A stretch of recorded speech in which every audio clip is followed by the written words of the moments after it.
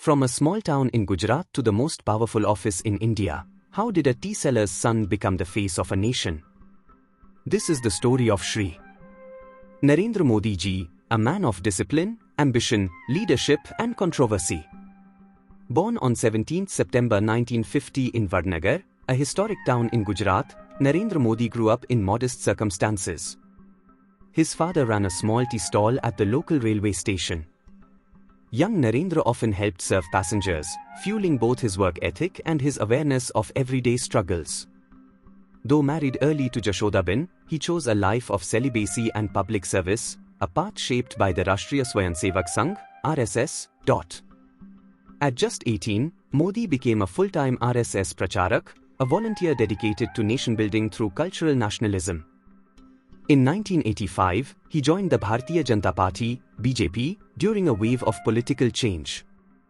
His organizational skills impressed senior leaders like L.K. Advani. By 1998, he was appointed National Secretary of BJP, a meteoric rise from grassroots to national stage. In 2001, Modi became Chief Minister of Gujarat after a major earthquake and political turmoil. Over 12 years, he transformed Gujarat into India's growth engine. His key achievements such as 24/7 electricity for villages, massive road networks, and the Vibrant Gujarat Summit, which attracted global investors like Reliance and Adani. Critics, however, pointed to gaps in health and education, and the shadow of the 2002 riots, which sparked national debate. In 2014, Modi led BJP to a historic victory, winning 282 seats, the first single-party majority in 30 years. His campaign slogan, "Sabka Saath, Sabka Vikas," resonated across India. As Prime Minister, he launched transformative initiatives, GST, Jan Dhan Yojana, Swachh Bharat, and the world's largest health insurance scheme, Ayushman Bharat. He also championed Digital India, making UPI a global success story. Modi's tenure hasn't been without turbulence. Demonetization in 2016 aimed to curb black money, but caused short-term economic pain. The 2020 farm laws sparked year-long protests, leading to their eventual repeal. During COVID-19, India faced oxygen shortages, but later ran one of the world's largest vaccination drives. Supporters and policy analysts often argue that his leadership is essential for the next decade to ensure India's transition from a developing to a developed nation, Viksit Bharat, by 2047. The arguments generally focus on the need for political stability to complete large-scale economic and structural transformations. His continued leadership is seen as critical by his proponents. 1. Economic transformation and Viksit Bharat 2047. The government has set a target to make India a $30 trillion economy by 2047. Manufacturing shift, transitioning India into a global manufacturing hub through the National Manufacturing Mission and production-linked incentive schemes to compete with China. Energy independence, massive investments in green hydrogen and a planned 10-fold increase in nuclear power capacity to reduce reliance on expensive fuel imports. Semiconductor hub, the drive to produce the first, made in India, chips by 2025-2026 is seen as a long-term project that requires consistent policy support. 2. Infrastructure continuity. One of the strongest arguments is the scale of ongoing infrastructure projects.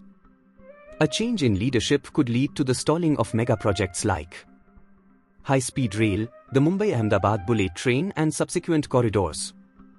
Logistics efficiency, the completion of dedicated freight corridors and the PM Gati Shakti Master Plan, which aims to reduce logistics costs from 14% to 8 to 9% of GDP.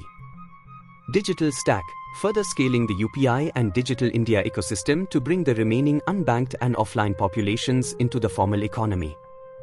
3. Geopolitical stability and strategic autonomy.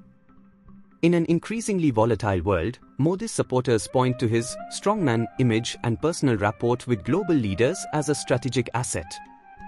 National security, a zero-tolerance policy toward terrorism and a focus on indigenous defense manufacturing, that is Atmanirbhar defense. Global voice, positioning India as the Vishwamitra, that is friend of the world, and a leader of the global south, ensuring India has a seat at the table in reformed international bodies. 4. Direct benefit saturation. The government's goal for the next decade is 100% saturation of welfare schemes. This means ensuring that every eligible citizen, without exception, has access to piped water through Jal Jeevan Mission, clean cooking gas through Ujjwala, health insurance, that is Ayushman Bharat, digital literacy and financial inclusion. While proponents emphasize stability and growth, critics often express concerns about rising wealth inequality, democratic backsliding, and the social impact of majoritarian politics. They argue that a decade of centralized power can weaken institutional checks and balances. To provide a clearer picture of the Modi decade argument, it is helpful to look at the numbers. Proponents often highlight how the current administration has shifted the focus from consumption-led growth to investment-led growth. Why the next decade is considered non-negotiable by supporters. The primary argument for needing Modi in the next decade is policy lock-in. Large-scale shifts like the semiconductor mission and green hydrogen transition take 10 to 15 years to bear fruit. Supporters fear that a coalition government might revert to populist spending, subsidies, rather than productive spending, infrastructure, which could stall the momentum required to hit the $30 trillion goal by 2047. The Goldilocks period, 2025 to 2026. As of early 2026, many economists describe India as being in a Goldilocks phase, a rare combination of high growth and low inflation.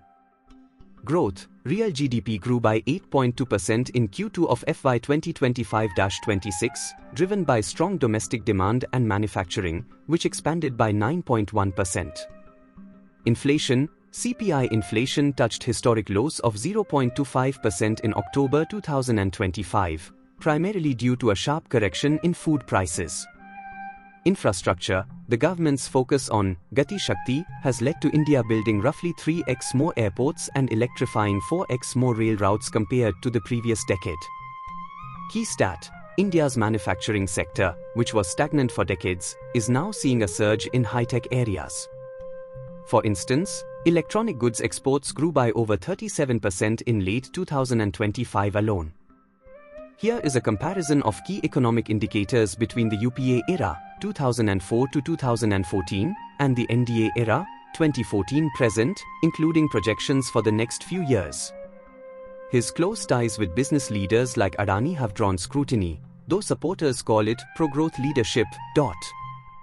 Under Modi, BJP expanded beyond its Hindi heartland, winning in Assam, Tripura, and making inroads in Bengal and South India. His closest allies: Amit Shah, his longtime confidant from Gujarat, and RSS chief Mohan Bhagwat. Loyal ministers like Rajnath Singh, Nirmala Sitharaman, and Yogi Adityanath form his trusted core.